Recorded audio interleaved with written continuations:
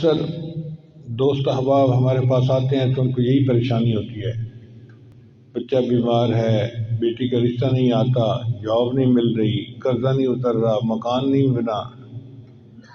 یہ چیزیں زندگی میں ہوتی ہیں ہر ایک کے ساتھ، مگر اس کا یہ مطلب نہیں کہ اب کسی نے کچھ کر دیا ہے۔ کسی نے کچھ نہیں کیا۔ کوئی ہمیں تکلیف نہیں پہنچا سکتا جب تک کہ اللہ تعالیٰ نہ چاہیں، اور کوئی ہمیں نفع نہیں دے سکتا جب تک کہ اللہ تعالیٰ نہ چاہے۔ نفع اور نقصان اللہ کے اختیار میں ہے، اب وہ ہمارا پروردگار ہے، اور ہمیں اس بات پہ خوشی ہونی چاہیے۔ حضرت علی عنہ فرمایا کرتے تھے، اے اللہ، میرے لیے یہی عزت کافی ہے کہ تو میرا پروردگار ہے، میرے لیے یہی عزت کافی ہے کہ تو میرا پروردگار ہے، اور میرے لیے یہی فخر کافی ہے کہ میں تیرا بندہ ہوں۔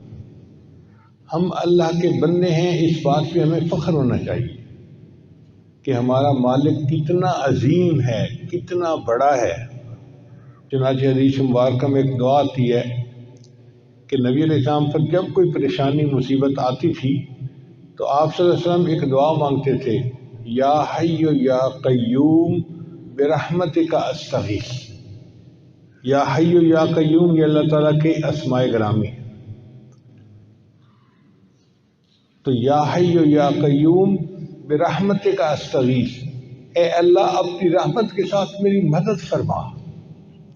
جب بندہ اللہ کو مدد کے لیے پکارے گا تو اللہ ضرور مدد فرمائیں گے۔ اب آپ بتائیں، قیامت کے دن ایسا ممکن ہے کہ کوئی بندہ یہ کہے، یا اللہ میں تو آپ کو مدد کے لیے پکارتا رہا، آپ نے تو مجھے کوئی رسپونڈ ہی نہیں کیا؟ اللہ کسی بندے سے یہ نہیں سنیں گے کہ جی میں نے پکارا تھا اور مجھے تو جواب نہ ملا۔